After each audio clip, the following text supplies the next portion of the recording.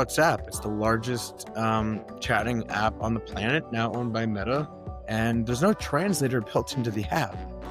So for me, I was always copy and pasting. Someone would write something in Portuguese, would write it in Russian, going back to Google Translate, and then copy and pasting the messages back into WhatsApp. I mean, it's tiring. So we built our own translation function within the chat, where if I send a message outwardly in whatever language I choose, I can translate that message in real time to the target language of the other person. If they speak 7 languages, I could choose between one of the 7. And if they're writing to me in a specific language, I can translate to one of the hundreds of languages we have on the platform. So there's really no communication barriers.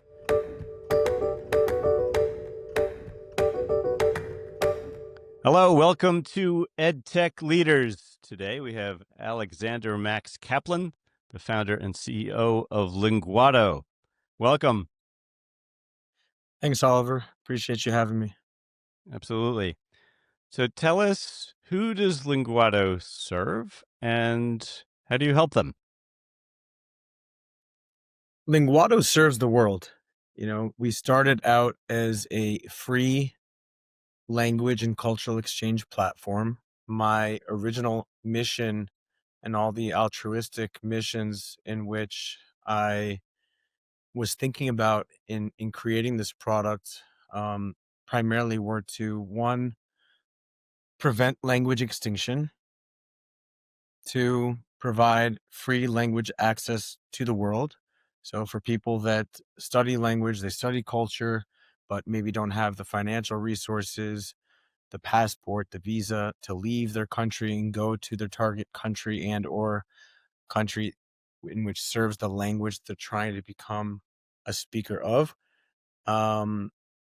we bring the world to you, right? So primarily it's people in the language space that are looking to learn languages. It's people that are very interested in having a cultural exchange. It's people that have really just been hitting their heads on the wall after taking 10, 15 plus years of a language course, or they're using a product like a Duolingo, a Babbel, or Rosetta Stone, and they realize that it's not good enough if they don't have native speakers to practice with. So we originally started as a social, let's call it like a social network for language and cultural exchange, opening the doors of communication between the world, really eliminating borders and allowing free communication between users, whether it's in your vicinity or worldwide. That's how we started, and we, as like any founder in any product, we've pivoted along the way and added on top of that. But that was the initial framework and idea for building this. So what does the app look like now? Like, what can you do? How do people use it? So there's the cultural exchange part. How do people talk to each other? Just tell us about some of the things you can do on the app. So the first feature that we wanted to create and did create was the map, right? And it's been good confirmation bias for me because Instagram, most popular social media app on the planet, now implemented a map. Visually, it's very striking to see flags, our user base all over the world. So if you want to filter, I lived in Brazil for 7 years. I speak Portuguese. I have no reason to practice it at this point because I'm fluent. But if I just wanted to find Brazilians around me here in Miami, I can filter by nationality, the languages people speak, search by proximity or worldwide. So I would say the map feature is our most visually stimulating and most beloved feature by our users. And to be honest with you, I got a lot of let's say not so good criticism from the team that I was working with about implementing it, because many people thought no one wants to see their location, no one wants to share it. It's completely up to the user. The users have that right to have their location on or off, right? And aside from that, of course, it's the chat. One thing, and one of the main reasons I've been able to learn so many languages through my immersive mentality which is communication, rather than taking traditional courses or traditional pedagogy for language learning. WhatsApp, it's the largest chatting app on the planet, now owned by Meta, and there's no translator built into the app. So for me, I was always copy and pasting. Someone would write something in Portuguese, would write it in Russian, going back to Google Translate, and then copy and pasting the messages back into WhatsApp.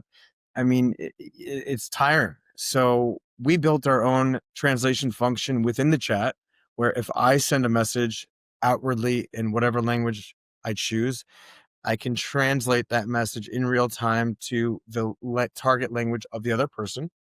If they speak 7 languages, I could choose between one of the 7. And if they're writing to me in a specific language, I can translate to one of the hundreds of languages we have on the platform. So there's really no communication barriers. I mean, I think like any founder, you want to have all the tools and resources to keep users on the app without having to leave for whatever their mission is. And in our case, it's communication. So if someone isn't interested in learning a language, but just interested in the cultural exchange part, they could use the translation services. That's one part of your user base. And then if they want to learn languages, they could just use the translator to kind of help them out as they're learning, right? How many people are the majority on to learn a language, or how many are on just to speak to people in other countries? Yeah. So the focus, our target user are language learners. People that have exhausted tools and resources trying to learn languages and realize that if they don't converse with native speakers, they're not going to achieve fluency. So that is our target audience. What we have realized is that a big driver for our growth and stickiness is actually loneliness. People that live in remote parts of the world, they don't have access maybe to Western culture.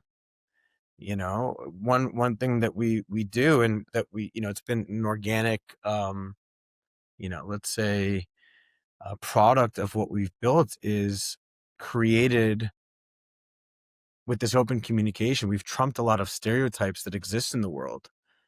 So just open communication. Some things I can point out are, you know, I- during the height of BLM, Black Lives Matter, we had an influx of Africans wanting to speak to Black Americans on our platform to understand what it's like to be Black in America.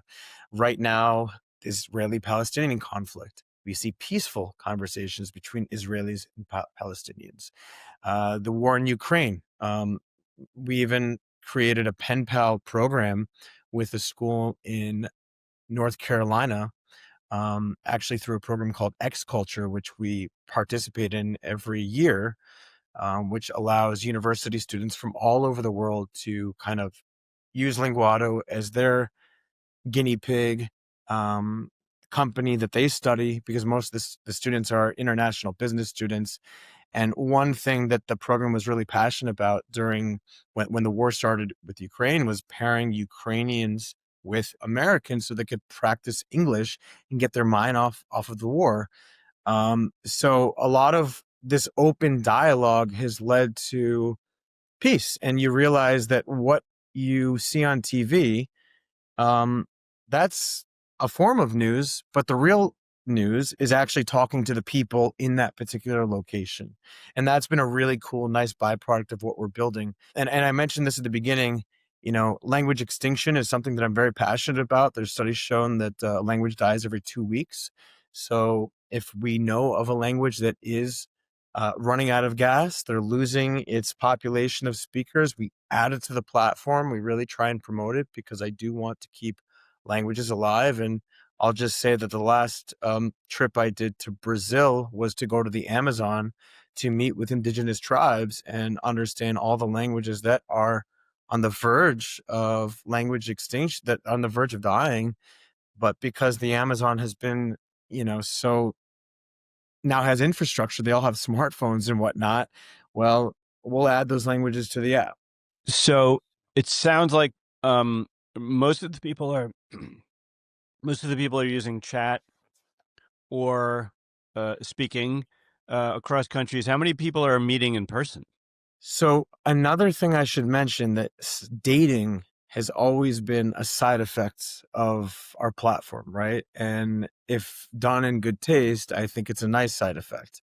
We don't promote ourselves as an international dating app, but to our that we know about, there have been 7, not just relationships, but marriages that have actually occurred because of people that have met on the platform.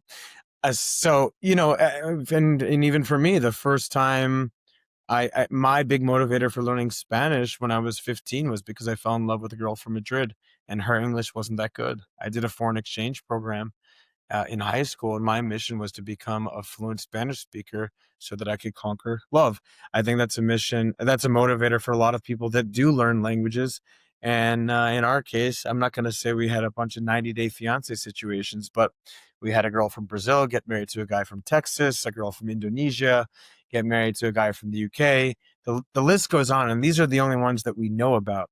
Now the platform has expanded, and we're a platform that builds based on what the users want. So we understand that, not every communication or link between two users is going to be symbiotic, right? Just because the Indian person wants to practice his English with me doesn't mean that I want to practice Hindi or another one of the 100 plus Indian languages, right? So what's my benefit?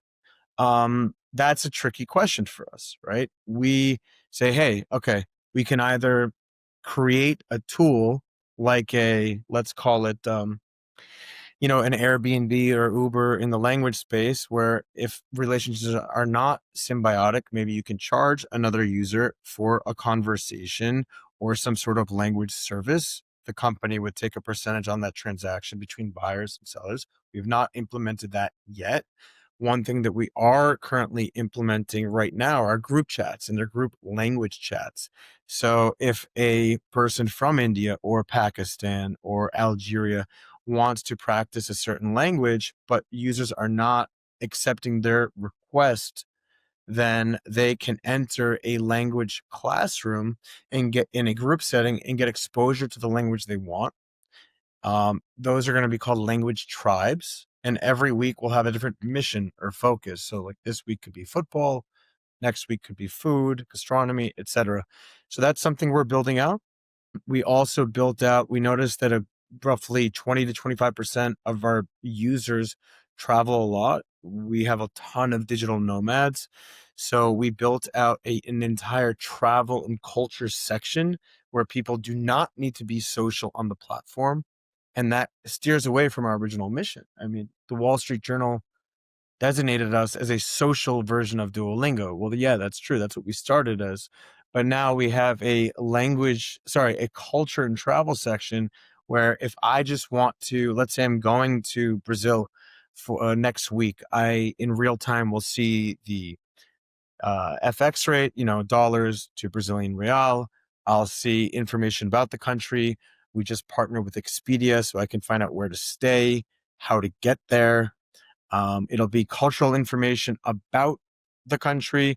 Yes, you will still have the opportunity to get in touch with locals, which we are setting the footprints for possible, let's say, tour guides, Airbnb type experiences, let's say, people that want to meet up in person, because it does happen a lot. And one of the things that I think classrooms and these other language learning tools really lack is what people are actually saying. They don't teach English American New York slang when you're taking a class for English in another country. We have slang phrases on the app. So in this culture section, it's called Discover. We have phrases, verbs, and slangs. The slang phrases are actually what users provide us. We have a group of what we call moderators on the platform They're kind of like Linguado evangelists. They're our super users. So many of them will come and work or volunteer their time to be a part of what we're building. They'll collect feedback from our users, say what they like, what they don't like. They'll report bugs. They've also really helped us with growth to expand in their countries. We have users from all over the world that volunteer. But one of the things that they're doing is also collecting slangs from our users. So, if I want to know all the top 20 slangs in Indonesia, they're there. They're on our platform. Spanish, of course, is spoken in 20 plus countries. So we'll have Spanish slangs from Argentina, specific to Colombia, Mexico, and so on. I think that's very unique and users appreciate that. For you, how did this happen? How did you start Linguado? What was your background? I do not have a tech background. I've never written a line of code in my life. Now I can because of AI. So I knew that I needed a technical better half. I think there were three light bulbs that I experienced that really set off the alarm in which I had to build something like this. So without going too deep into my life story, because it really started from when I was a kid. The first language I learned was Hebrew. Studied it for 10 years. Then I switched to Spanish.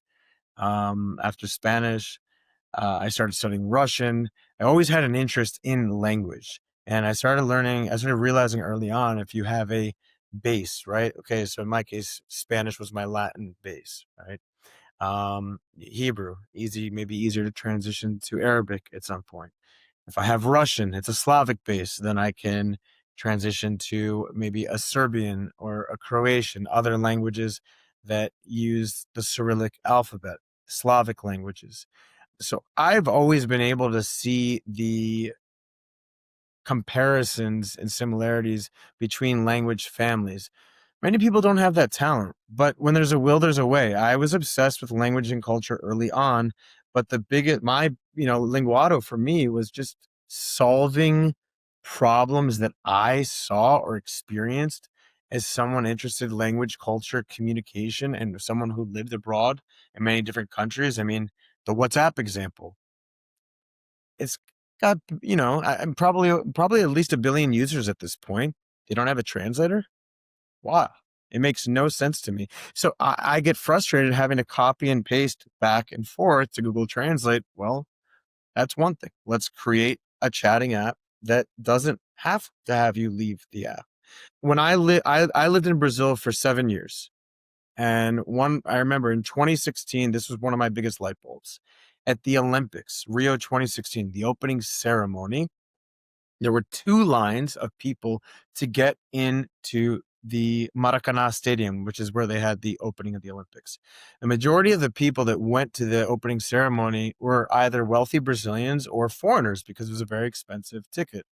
And there were 2 lines to get into the stadium. I saw the guy who working the event on his microphone, and he was like, essa fila aqui tem 2 filas, as pessoas que têm bolsa e as pessoas que não têm.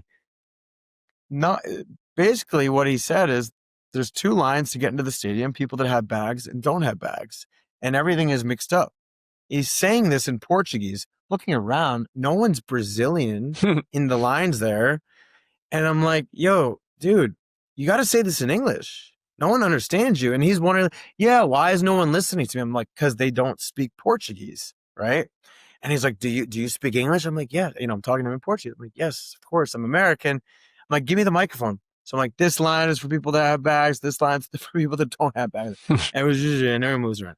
And I'm like, gosh, man, so much money pumped into this event. They can't hire bilingual people to run it. And that's a big problem with Brazil. It's the 5th biggest country on the planet. And it's roughly, if you really look deeper into the statistics, they may say somewhere between 3 and 5% English speaking. It's under 1%. Under 1% of people that are actually true English speakers. The education for language in Brazil is terrible. And this is not an outward, let's say, biased or unbiased opinion by someone who's not Brazilians will tell you that. So they need, and anyone who wants to learn English, if they have the funds to do it, they have to go to private schools for it. They will not learn it in school. They need to go to a private school. Also, the issue with going to private school is the teachers are not foreigners, they're Brazilians. Nothing against a Brazilian teaching you English, but I don't want to learn Portuguese from an American. I want to learn it from a Brazilian. You know, that's a big flaw with the language learning process, is also learning for people that are not native speakers. And those are the ones that you're trying to teach you. And they don't know our slang, right? So that was one issue. And I started looking deeper into the statistics. I remember later that year in 2016, I had left Brazil and gone to Europe. And I met up with my French, she's Parisian, friend who I had met in Brazil. She happens to like Brazilian guys. She doesn't like French guys. And I remember we were on the subway, the metro in Paris, and she's on Tinder.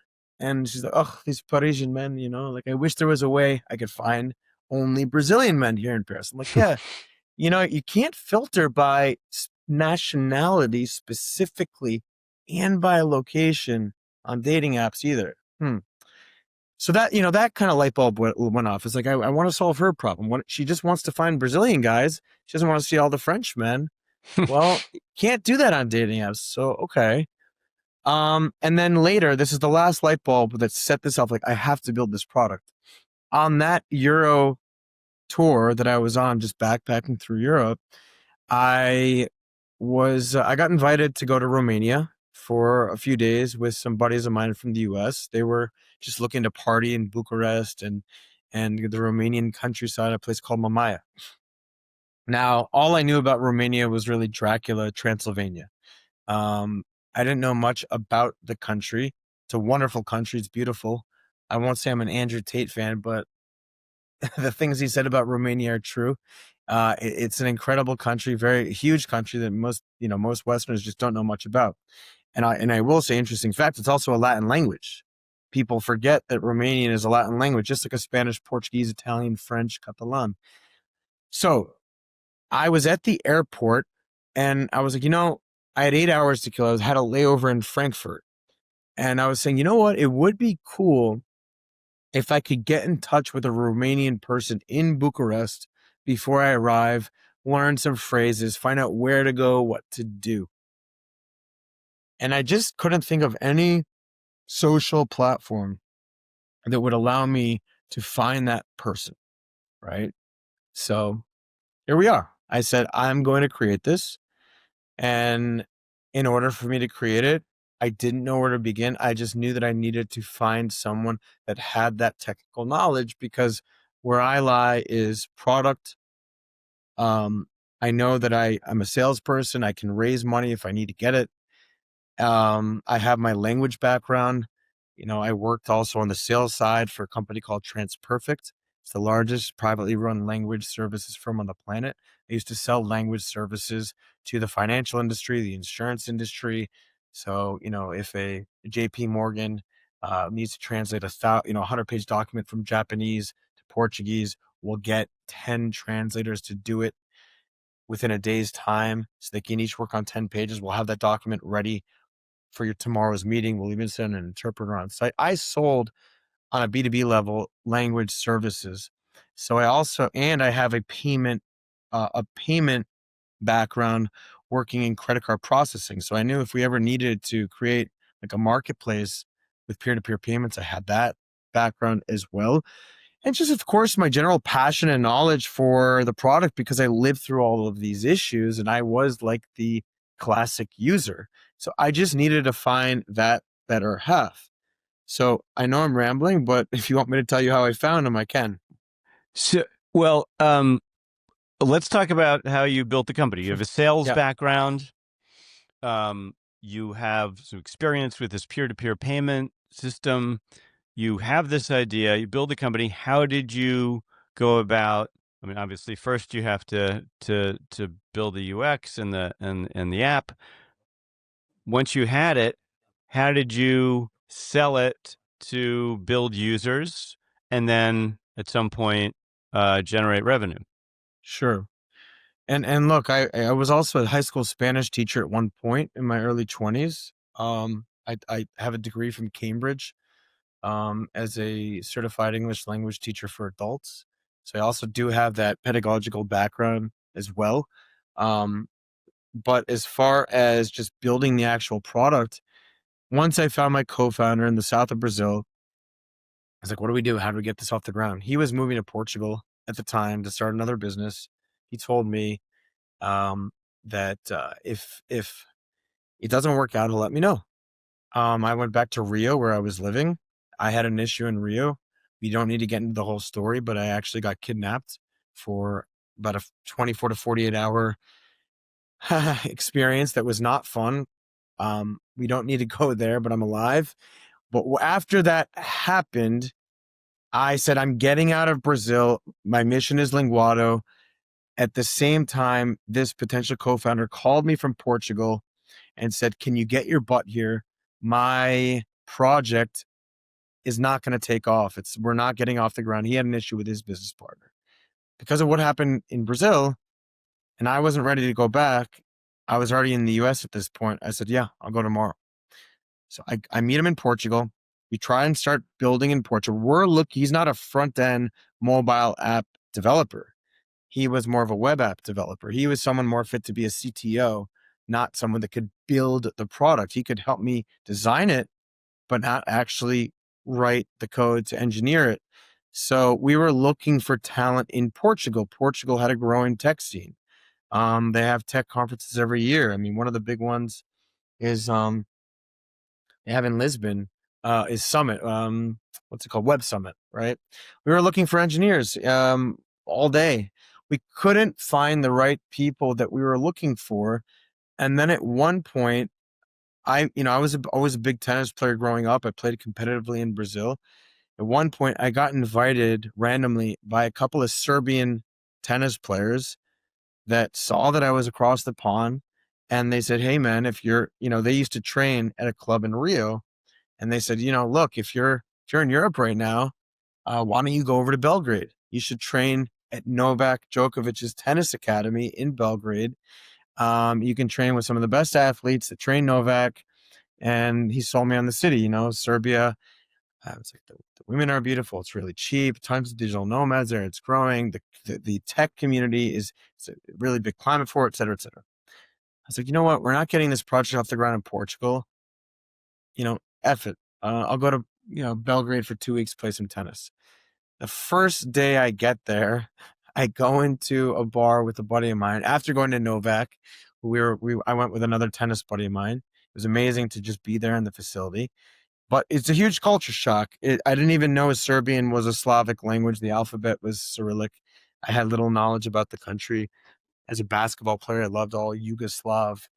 So I knew about it through sports mainly, basketball, tennis. But first bar I walk in, amazing music. Everyone is like 7 feet tall, but people are beautiful. My buddy is talking to this girl, and she has a friend sitting at the bar, and her name is Jelena Markovic. She was Miss Serbia 2009. And she was like, well, why are you in Serbia? And I was saying, well, I'm an American guy. I was living in Brazil. I had an idea to build this language app, moved to Portugal, couldn't find good engineers there. Now I'm just here to play tennis. And she's like, you're a very stupid American. And I'm like, it's like, okay, why am I so stupid? She's like, you try to build mobile apps. And you do here, Serbia. We number one, mobile app development. It's like, okay, I didn't know. And she's like, look around. And literally at this party on a Thursday night, there's people actually programming. Like people are dancing, they're drinking Rocky, and then you see people coding at the party with their laptops. It was bizarre and beautiful to see. And then she just reaches into her wallet, hands me a business card. She goes, you must now talk to Milos. Milos, number one mobile app developer of Serbia. You tell him, Yellen, I'll send you. I was like, okay. Next day, I give this guy Milos a call. I told him about the idea. He was on board. And so through him and, other people I was meeting in Belgrade, I started forming a team. It was really ad hoc, but I put a team of engineers around me that could really help build what I was doing. And this was back in 2017. I was telling my co-founder, Italo, in Portugal. And man, something's going on here in Serbia, and I'm not coming back to Portugal. I think you should come here. And so eventually he did. And we started building around with a group of really talented Serbian engineers. Fast forwarding a little bit, the first try did not work out. It oftentimes doesn't. Run into a lot of issues with our technology and trying to build this out. But finally in 2018, I said, you know what? I want to work with a team that already works together, that has the experience rather than adding the pieces myself. I met a guy named Nikola, and Nikola runs a very talented dev shop, as they call it, but agency in Belgrade. And Nikola was really the savior to all the technological glitches and holes that we needed. He became our CTO, our true CTO. He built the framework. He had a team of engineers. We just essentially hired his company to do everything, but he became a part of what we were building, and to this day, even owns shares in what we have. Fast forwarding to present, our team is now in-house. I think the Serbian team was great to start. We got to a million users very quickly within our first year once we launched in late 19, early 2020. When you grow that quick, it gets easy to raise capital, especially during a time like COVID when surprisingly the stock market just went up like this. Investors have a little bit more cash. Valuations were kind of crazy, putting these 20 to 25x multiples on companies that had very little to no revenue. And we fell in that group, right? So, you were asking about how we grew. Well, I was marketing this thing even before we had launched the product. My friends used to make fun of me because I was kind of traveling around the world, and I was just handing out stickers to people, Linguado stickers. And they're like, "So what are you, a sticker company?" My friends used to make fun of me. I thought you wanted to build an app. I was like, well, man, I'm trying to validate the idea, grow a following first. We got to build the product. But by the time that we had launched, we already had 10,000 plus users ready to try our beta. So we had built a following before the product was created, validating it, marketing it, but it was not done in I'm going to market this online through Facebook or Google Ads. It was blood, sweat, and tears. I went to Serbia, Montenegro, Croatia. I was all over Brazil. I'm looking at the map behind me. Turkey. I was going into the bazaars. I was a workhorse, a walking billboard for the product, and recording as much footage as I could so that by the time we were ready, we would already have users, and we did. That helped. Once we started to raise capital, I said, let's try the invest in ads type of thing. And I remember there was 1 week, like in June, in June, I believe, of 2020, when we did our first Facebook ads campaign, and we were able to onboard users roughly around like 3 to 5 cents. Remember spending less than $2,000 in a week on ads, and we were able to onboard roughly 30,000 users. So it just came down to simple math. We invest this much, we get this much, right? And we also realized that more users we acquired through paid user acquisition, we also had an influx of organic users coming to the platform, right?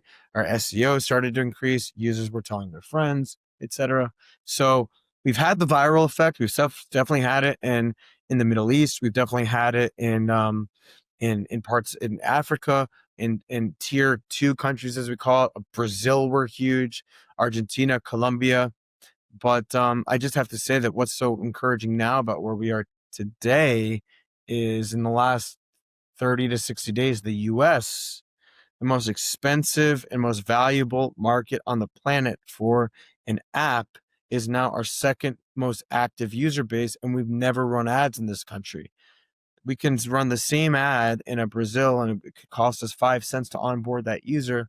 In the US, in an oversaturated ad market, especially iPhone users where we spend cash, could cost us $5 to $15 to onboard that same user. So we never wanted to target tier 1 countries like a US, a Canada, Australia, UK, because it costs more. We didn't want to eat into our budget. And my whole framework was, let's onboard the world first. And then when we have the cash, let's invest in the tier one markets. So most of the tier one acquisition has, well, not most, it's all been 100% organic. And so where are you now with that? And what's your current user base? Your current number of users? We've had now roughly, I believe, 4.5 million users download the app. We do not pay for user acquisition at the moment. We did a campaign recently, just to test things again, but we really haven't done it in years. Before I get into the numbers, I just want to say Mm. we had a 2-year rebuild. So when I left Serbia and I knew that I wanted to get an in-house team, have my own engineers working with me, not kind of outsourcing, um, we had a 2-year rebuild where we were kind of figuring out where to give the tech to. So I worked with American engineers. I'd worked with another group of, Brazilian engineers. Now, finally, we have the right in-house team. But during that process, we did lose a ton of users. We lost a ton of users because there were issues with our technology. We had to refactor some stuff. We also changed our front end code base. Rather than two separate code bases for iOS and Android, we shifted to one because we knew if we wanted to scale and move quicker and also economize, it'd be cheaper and quicker to do it that way. So having said that, right now we're getting back to roughly 250,000 monthly active users.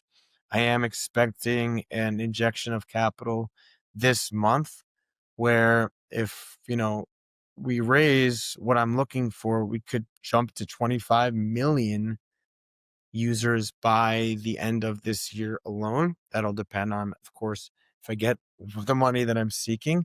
But my position for the last 2 years was creating a perfect product so that users never leave. Because it's very easy for us to onboard users, but most companies will tell you and that build products, you want them to stay. And we did have a retention issue for a while simply because we had some bugs on the platform and things we needed to fix. Now everything is perfect. We worked 2 years to make a perfect app that doesn't have any sort of technological issues. We never want that to be a reason why a user leaves. I'd rather it be because they don't like the app, not because something's not working for them. So you were able to test and iterate in real time, get the app where you need.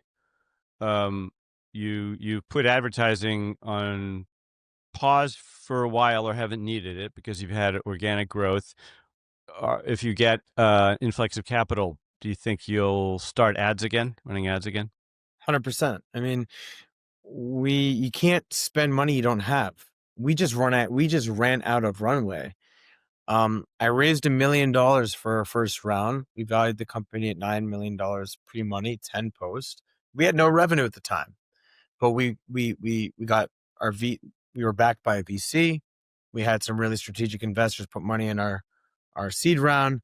Our growth numbers were astonishing. We had users, our platform had almost 500,000 messages sent per day, daily on the platform. There was some months our average is between 450,000 to 600,000 messages sent per day. So when you have a really active platform, it's easy to value your company at a higher price because we hadn't figured out monetization yet or how we were going to do it. But if you looked at all the other businesses that raised capital in the EdTech space during the time that we did, their valuations were much higher, but they never had the type of growth numbers and activity that they did. They just chose to start monetizing early. We said, let's grow. We'll figure out monetization later. We don't care at this point. But of course, at some point, you got to pay the bills. Once you have investors, they need a return. You got to start making money. You can't be a free app forever, even though some companies do live by that business model. But we just didn't have the financing or funding to do that. So, it's always a catch-22. Like, if you put ads on your platform, you could earn more revenue, but you don't want to scare users away, so they leave. So we decided to gamify ads. Okay, watch this ad and you get this premium access, or you can buy our pro version. What we have now is a freemium model. The app is free for everybody.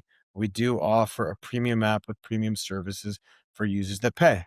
So we have a subscription model, 1 month, 3 month. We have a free trial as well. You can try our premium app. We convert a lot of users that way. We do have ads on the platform, um, but we're building out other business models. And one of the things that we would like to build at some point is, one of the reasons I want to enter this sharing economy space isn't just so we can make money. It's just so if you're a doctor from Brazil, you're a lawyer from Afghanistan, you're a surgeon, right, in Turkey, but you come to the US, those degrees don't translate, pun intended, across borders. They generally, people, very talented, smart people with degrees and true careers in their home country, if they come to the US, they start driving Uber. They walk dogs. They deliver food, DoorDash, right? Uber Eats. They'll do anything to make an extra buck until, like, they can be a doctor or a lawyer in this country, which it's going to take a ton of time. No one wants to go back to school, but that's kind of the problem, with world economy, is that you can be so incredibly talented, but if you live in an impoverished country and you're educated, I mean, you can make more money as an Uber driver in the US than you can as a surgeon in pretty much every country in Africa. And it's really sad to see that. So I also wanted to give people, our users, a way to make extra money, right?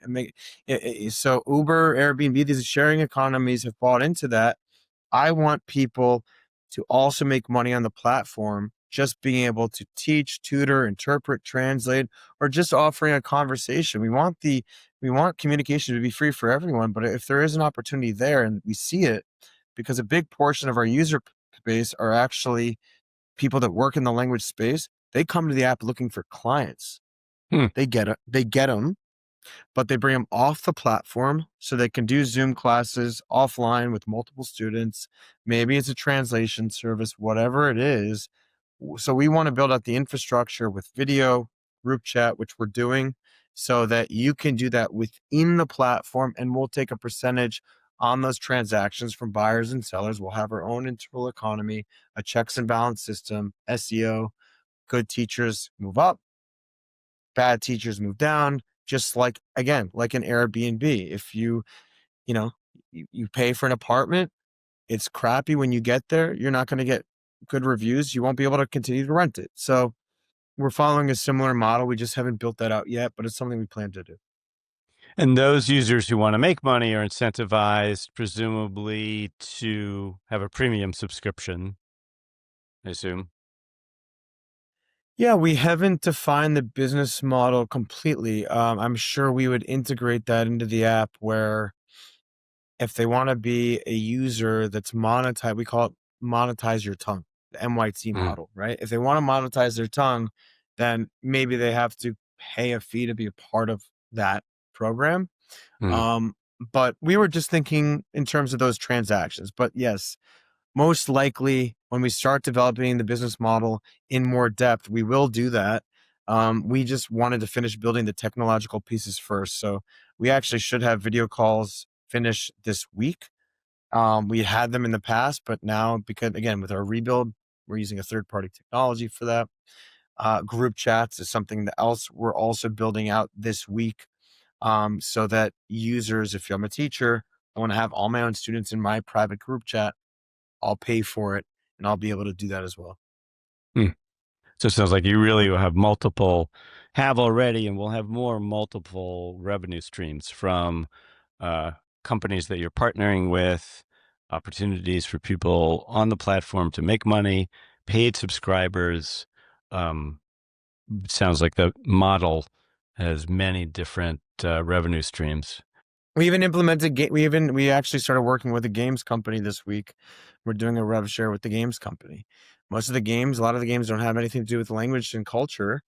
So we're probably going to scrap a lot of them, but we're exploring anything, any and all. I will say is the life of the look, the point of this podcast has to deal with EdTech leaders, right? So, you know, uh, every single thing that I've done with creating this product, it's user first. But I think any founder is going to reach a point if they've taken money from investors, they have to say, your user's still the most important, but you really want to give your investors a return. So you have to, like, no one likes ads. No one wants to see ads on anything, but you have to make some pennies along the way, even if it'll somewhat diminish the user experience, right? It really depends on how much we have in the tank. And many founders, they raise capital, they spend it all. Then they have to raise capital again, and they spend it all. You need to generate revenue in the process, even if it might be somewhat disadvantageous for the user or somewhat tarnish the user experience. And so you're always juggling by, okay, can we gamify this feature or this ad? Um, you know, like investors want to see this. Users don't care about that. They just want a great experience. So it's always a balancing act. I mean, these days users are used to with a freemium model for there to be ads unless they pay a subscription. I mean, Yeah, so I mean, it is more obviously. It's more mainstream today. I'd say if we were pumping revenue through other means, we would scrap the ads. mm, But we also see, for example, we've gotten deeper into the travel, the travel part of our app by creating this whole discover section. So we just also see a huge opportunity, and we actually partnered with Expedia on Friday so that we can, okay, you look at Brazil, you're checking out Rio, you want to know how to get there. Well, now you'll be able to book flights through Linguado. You'll find out, through hotels.com, which is an Expedia partner, or through a Verbo, or through Expedia itself. You'll be able to book stays through Linguado. Where again, it's also just so users never have to leave the app, but also for us to generate revenue because Expedia will pay us for every click and if stuff gets booked. So, you know, the monetization thing, you don't need and this is something I'll recommend for all founders. Like, you need users first. The monetization stuff, if you have the luxury, you figure out as you go, because the way the users act and how they operate on your platform is your key to creating the right monetization paths. absolutely. Where from here? Sounds like you're building out lots of new parts of the app, new features, new relationships. What's the big picture? What's the next 6 months look like for you? Well, I need to put together our next funding round. So I have to make a decision if it's going to be a pre-A or Series A. If you do that, we have to make sure it's at the right price. You know, I don't want to raise capital at a valuation that may not be advantageous for myself, for people that are already on the cap table. So we have to find what that number is. I know that a higher number of value for this company comes with growth. So I need to raise. So I'm to kind of have. So it's kind of on the investing side. It's kind of on the investor relations side. That's where my head really is. My team knows what we need to build in terms of product, but I need to structure the next round. Really understand how much money we need, at what price, what it's going to be used for. But I'll tell you this right now: is we've cut our expenses tenfold with the advent of AI. Um, I've had some layoffs, unfortunately. So our engineering core is even smaller than what it was, but it's much more talented, much more tight knit. We're utilizing, the latest and greatest AI tools so that I mean, even with we had crash rates on certain devices in certain parts of the world that were very low end devices. But we had a lot of users in, let's say, China, um, where Facebook, Google can't do any marketing. We have users there. They're using VPNs to download our app. But a lot of these low end devices they use in China or parts of Asia started having issues. Like at some point, you have to evaluate: do we want to build our tech so that it's compatible on some of these very, very low end Android devices? Or do we just kind of say, F it, it's not worth it for us to cater to every single device on the planet? One thing that we did do, and this is a good thing about the founder communities, founders talk to one another. And there's another CTO I really respect that I help his business, he helps mine. He told us to add a tool that can check and diagnose bugs that happen in real time on every single user's device on the planet. So we'll see there's an issue. We're able to diagnose it quicker, and then we can make decisions faster. That's help us create a better product and make product decisions and where to really, you know, uh, add our time. And I think as a technological team, we can't do everything. We have to prioritize what makes most sense for our user base and what's going to generate the most revenue for us. So we've done a lot of the things. We're going to continue to do those things. But on my side, I really need to focus on the investor relations piece, because when I start raising capital, it's going to be a full-time job. Right now, we have an open bridge round. It's kind of been a way to, keep the lights on, extend runway. But I'm really looking for capital right now to inject into growth so we can have an explosive Series A at a nice valuation. That's my mission. Cool. Thank you so much. For those who want to know about you, linguado.com, right? You see it on your shirts. Yes. Yeah, go ahead. We'll have a new website up maybe as soon as this week. Linguado.com. If you want to learn more about it, of course, our Instagram is Linguado. My social media is Alex_Linguado. But yeah, download the app, check it out. We're available on every device. We're in the App Store, Play Store. Linguado. Great. Thank you so much. Thank you so much for coming, Alex. Appreciate your time, Oliver. Thank you for having me.